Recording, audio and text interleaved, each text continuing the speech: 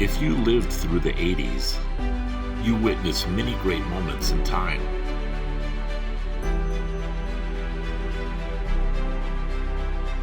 Maybe it was all the great movies.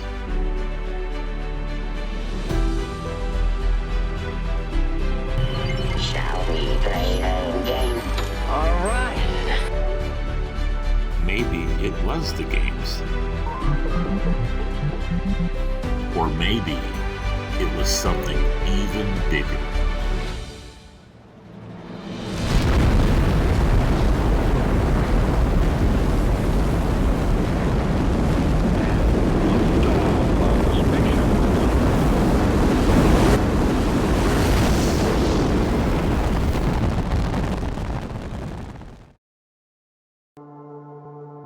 This will be the donor bike for this build. It's a 1988 Scott Teton. It's named after the Grand Teton Mountain Range in Wyoming. This Scott frame, it's fairly light. It's 4130 chromoly. Most of the parts on this bike, they're pretty well beat up, but we did end up using the cranks and the handlebars on another project. I do like the bottom mount U-brakes, which gives the frame a cleaner look. This tire, it's seen better days.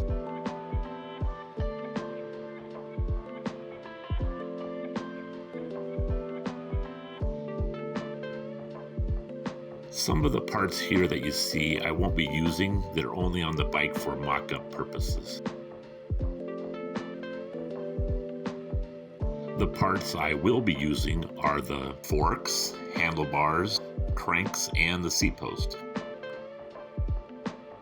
Now, the top side of the shuttle, it's mostly white, but it does have that distinct black chin on the front side.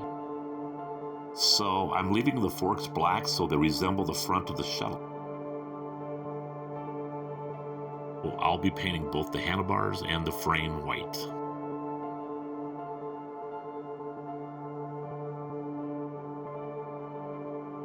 The little green spots that you see on the frame, that is filler, and it's meant to fill in the rock chips.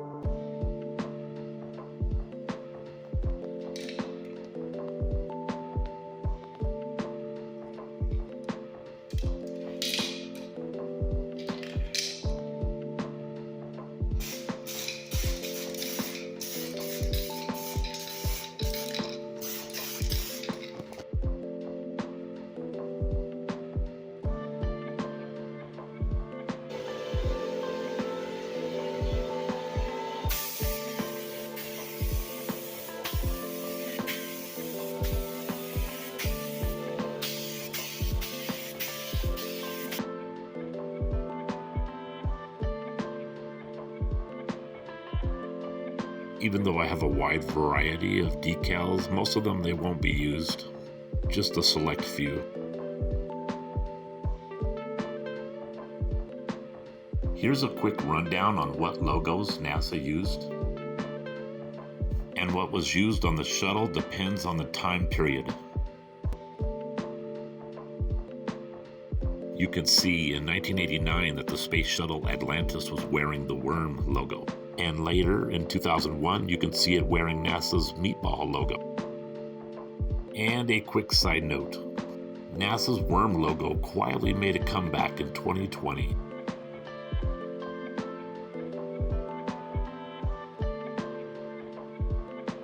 Because this is a shuttle tribute bike, which covers all shuttles that were launched from 1981 to 2011, I'll be using a combination of both NASA logos to cover all the years.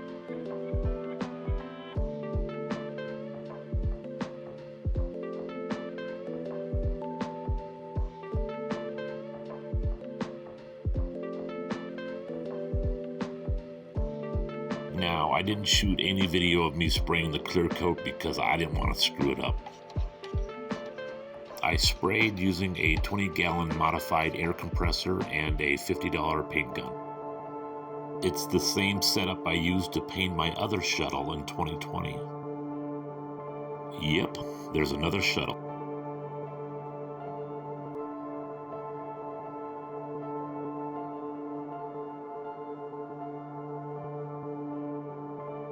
And here is the frame after 3 coats of clear.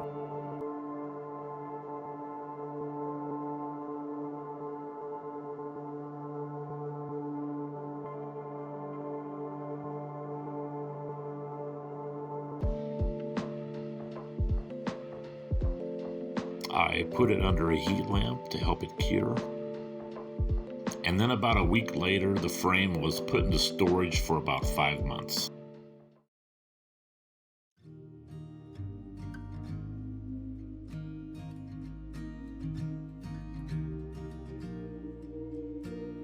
I didn't have a bike stand for my last build, but I do have this engine stand.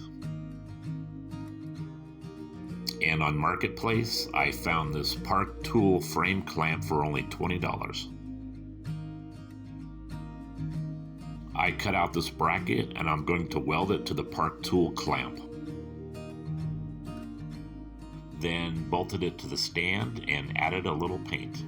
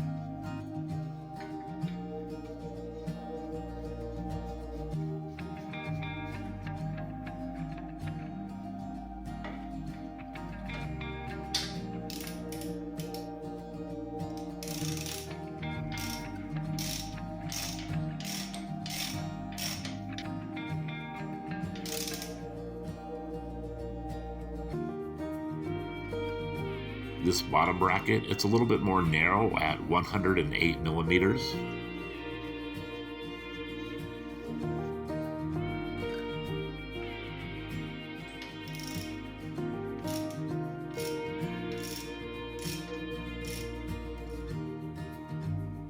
I'm swapping out the chrome headset for this no-name one in the color black.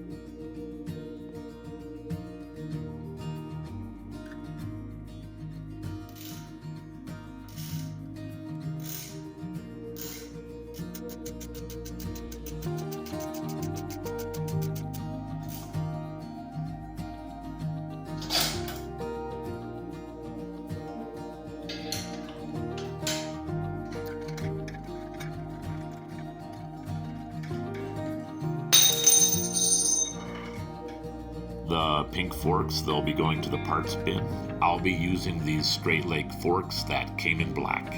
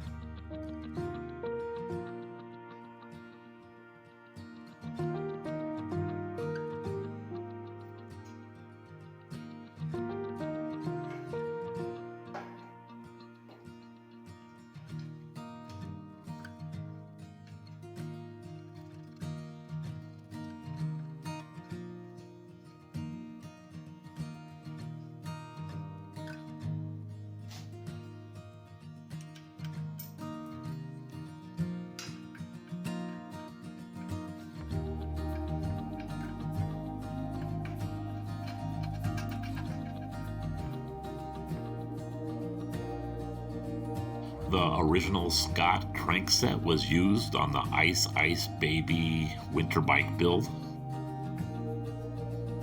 So I'll be using these cranks from Promax and a narrow wide chainring from VXM.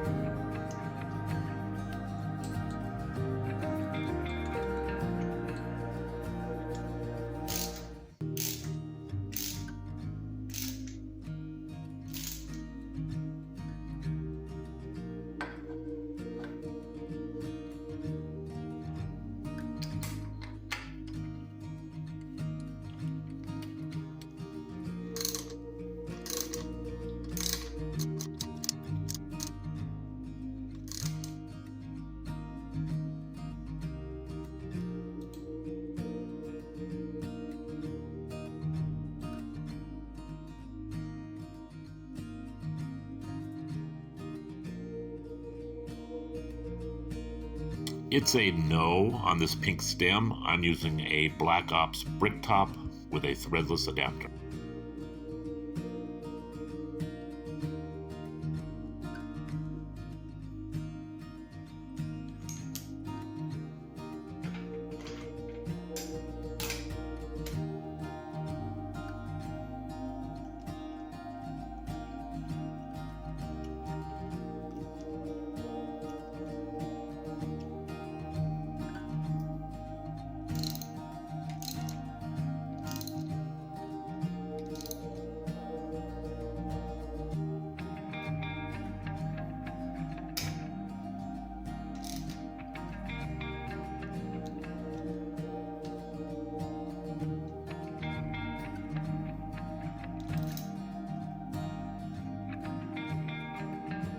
The Scott pink handlebars, they were modified and they were used on the winter bike. I'll be using these Black Op handlebars, which I slightly shortened.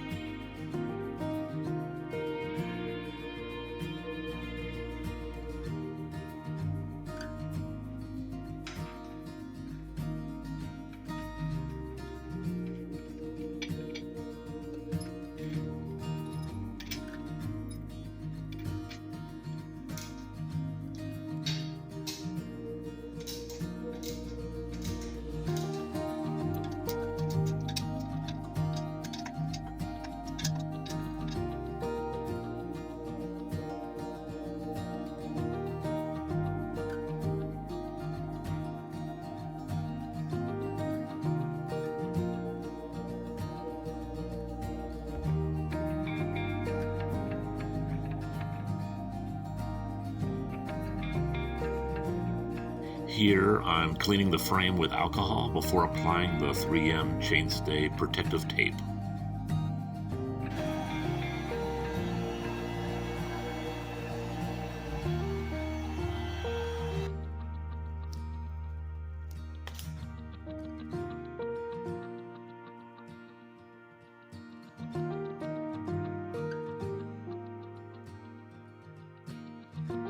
The rims that came on the bike, they were mismatched and the wrong color. So I went on eBay and I ordered Sun Rhinolite rims and Wheelmaster hubs, both in black. And they were laced up locally at Cascadia Wheel Company.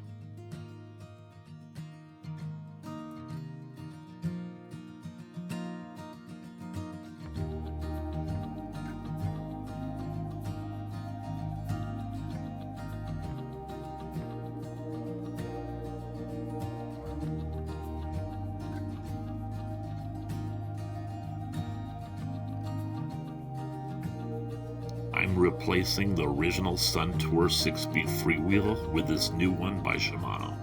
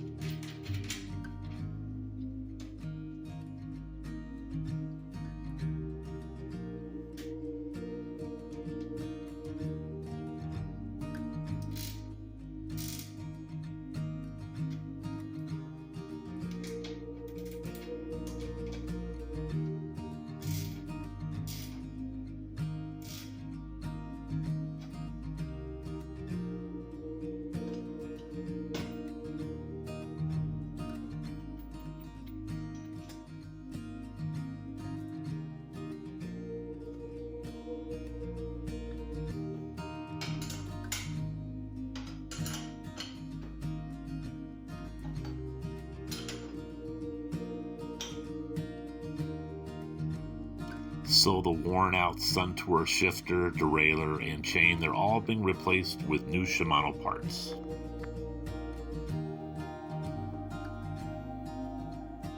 I'm using this Shimano Sora derailleur, which has a short cage. This derailleur, it's typically used on road bikes, but since I'm doing a 1x6 conversion, a long cage derailleur is not needed.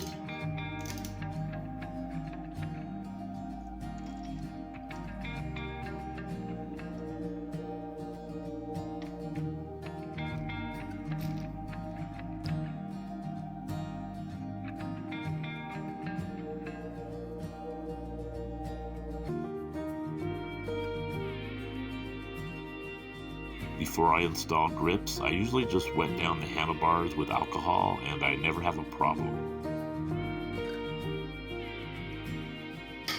But today, it's cold, it's winter, and I probably should have preheated these grips before I tried putting them on.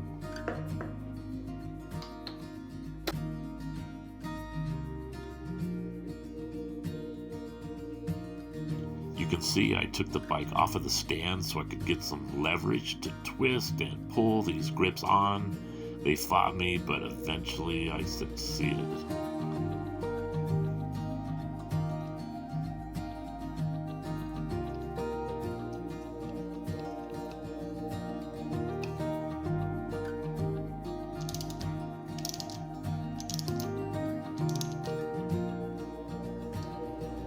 Here I'm cleaning off the anti-corrosion grease off of the new chain.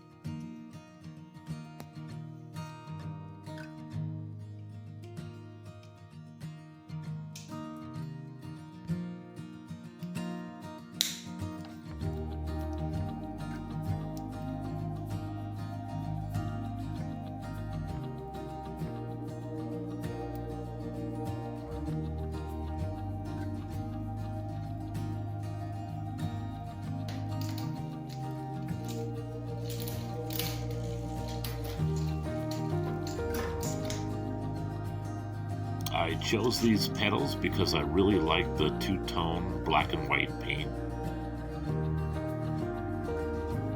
But these gold end caps, they're definitely the wrong color. I think I found some replacements, but until they arrive, I'm going to repaint these.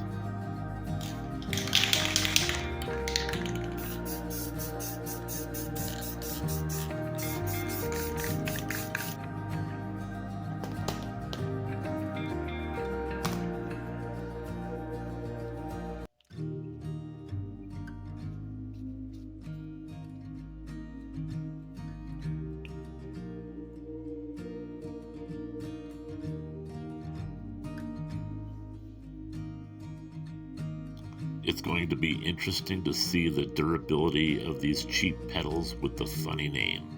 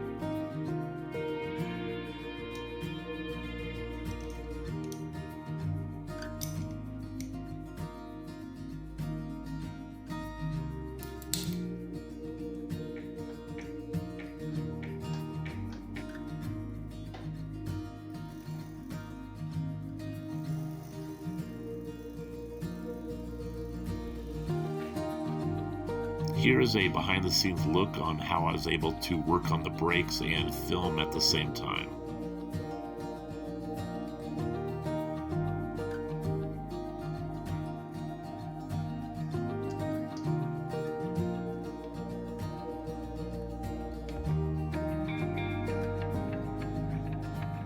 When I bought this bike, it came with this gigantic, huffy seat. I'm replacing it with this two-tone seat that I purchased used at the Second Cycle Community Bike Shop.